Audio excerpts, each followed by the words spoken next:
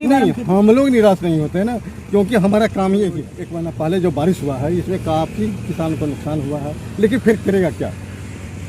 अगर किसान अगर नुकसान से डर जाए तो फिर अन्न मिलना तो मुश्किल हो जाएगा ना। देश में जवान और खेत के लिए किसान दोनों का जो योगदान होता है राष्ट्र निर्माण में, उसका अहमियत को आप समझने के लिए सीतामढ़ी की आवाज पे तमाम तरीके की खबरें आपने देखी होगी आज तक, कभी घटनात्मक खबर तो कभी पॉलिटिकल खबर, लेकिन हम आज आपको एक ऐसे खबर से रूबरू करवाएंगे जिसमें देश के अन्नदाता जो खेतों में अपना खून पसीना सींचकर हमारे लिए अन्न उपजाते हैं, उनसे मिलेंगे। हमारे साथ सोनबरसा प्रखंड के प्रमोद महतो जी हैं, उनसे मिलते हैं। प्रमोद जी से जानेंगे, आप बाहर भी जा सकते थे काम करने के, लेकिन आप गांव में रह के खेती कर रहे हैं, तो इसके पीछे मकसद क्या है? देखिए, बाहर जाने का मुझे कभी ऐसा महसूस नहीं हुआ कि हम लोग सोचते थे कि हम तो किसान हैं तो बाहर जा करके काम करेंगे फिर पैसा कमाना है, तो घर पर रह करके मेहनत क्यों नहीं किया जाए कि ताकि बाहर से ज़्यादा पैसा कमा ले।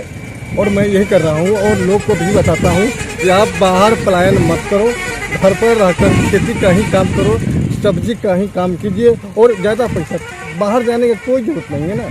हम लोग के पास जो बिहार का जो मिट्टी है, हर एक देश से उपजाऊ मिट्टी है यहाँ का ना।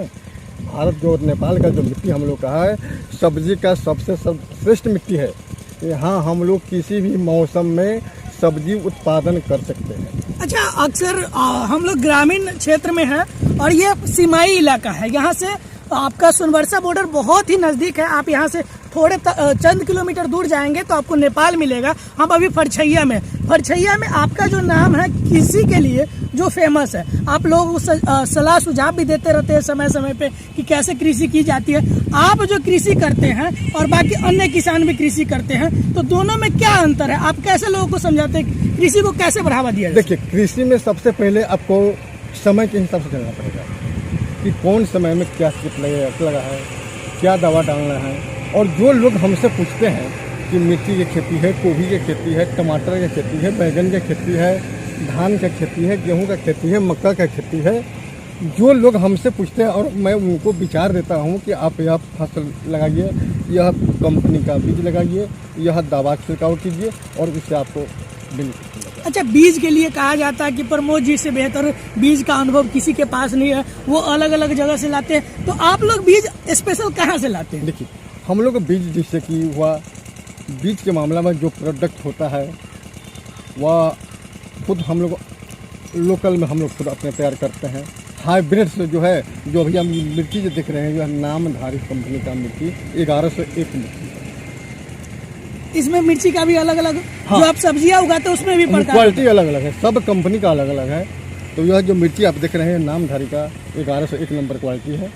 अच्छा, सरकार किसानों के लिए बहुत कुछ करती है, कहती है कि अलग अलग तरह की योजनाएं लाते हैं जिससे किसानों का है जो घर की आर्थिक इकोनॉमिकल कंडीशन ठीक हो, उसके बाद जो है उसका परिवार सही से चल पाए। तो आप लोगों को सरकार का योजना का जो लाभ है वो मिल पाता है? हर समय मिलता है हम लोग को ना।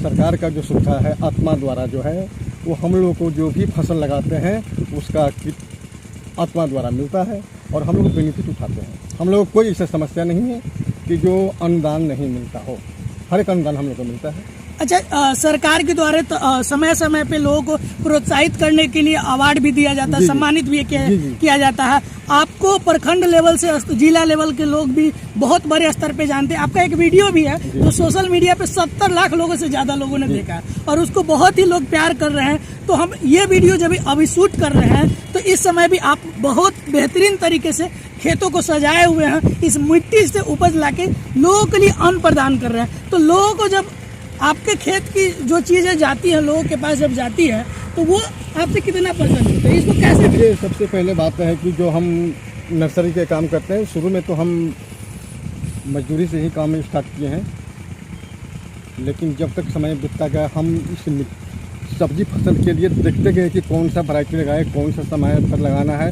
और जो आप समय के अनुकूल चलिएगा ना तो आपको बेनिफिट ज़्यादा होगा। समय के अनुकूल चलना पड़ेगा आपको कि अभी मौसम क्या है, कौन फसल लगाए, मार्केट में कौन फसल बिकेगा, उस हिसाब से हम चलते हैं। अच्छा, यह जो बॉर्डर इलाका है, तो आप लोग जब इतना खेती करते हैं तो इन सारी चीज़ों को बेचते कैसे हैं मार्केट के लिए? हम लोग बेचने जाने की कोई जरूरत नहीं। प्रोडक्ट अच्छा होगा, व्यापारी घर से ही ले जाएगा। जो व्यापारी घर से ही खुद ले जाता है। आपके परिवार में और कौन कौन लोग हैं और किस तरीके से आपने ये जो दिमाग में आपके आया कि हम कृषि ही करेंगे, घर पे ही रहेंगे, बाल बच्चे के साथ रहेंगे और बेहतर करेंगे, कैसे आया? इसमें सहयोग तो हमारा पत्नी का ही सहयोग है, दूसरा तो कोई है नहीं। बच्चे लोग तो पढ़ रहा है, हम पति और पत्नी 2 आदमी हैं। हम 2 आदमी ही अभी खेती वाला काम स्टार्ट किए हैं। और जो भी किसान हम लोग से भेंट करते हैं वो अपना समस्या बताते हैं, उनका दवा बताते हैं और उनसे ठीक होता है। तो देखा आपने एक किसान जो ये ठान लिया था कि हमें अपने ग्रामीण क्षेत्रों में ही रहना है और ग्रामीण क्षेत्र में रह के अपने परिवार के साथ खुशी से अपना जीवन बिताना है, और उन्होंने अपना खून पसीना एक करके खेतों में लगाया। और खेत में लगाने के बाद ये खेत से ही अब इतने सबल हो गए हैं, इतने परिपक्व हो गए हैं कि अब इनको बाहर जाने की किसी प्रकार की जरूरत नहीं है। प्रमोद जी, एक चीज और जानना चाहेंगे, किसानों का कहा जाता है कि आर्थिक तंगी आती है बहुत सारे, क्योंकि सीमाई इलाका में तो कभी बाढ़ आता है, कभी सुखाड़ आता है, बहुत तरीके की चीजें आती है। इन सारे चीजों को झेलने के बाद भी आप परिवार कैसे चलाते हैं? देखिए, ये तो सारा समस्या है, समय के हिसाब से तो आपको झेलना पड़ेगा। इसलिए कभी बाढ़, कभी ठंडा, कभी गर्मी, किसान जो है उसको तीनों मौसम से हमेशा झेलना पड़ता है, उसके बाद ही कुछ बच पाएगा। जब मौसम की मार के चपेट में जब किसान आते हैं तो लगाई हुई फसलें बर्बाद हो जाती है, उसके बाद आप लोग निराश नहीं होते कि अगली बार? नहीं, हम लोग निराश नहीं होते हैं ना, क्योंकि हमारा काम ही यही है, निराश नहीं होते। जैसे कि अब पिछले बार जो 1 महीना पहले जो बारिश हुआ है, इसमें काफ़ी किसान को नुकसान हुआ है, लेकिन फिर करेगा क्या? अगर किसान नुकसान से डर जाए तो फिर अन्न मिलना तो मुश्किल हो जाएगा ना। तो सुना आपने किस तरीके से एक अन्नदाता बता रहे हैं कि जब हम लोग काम करना बंद कर देंगे, कृषि का काम नहीं करेंगे, हम लोग अगर निराश हो जाएंगे तो बाकी का क्या होगा?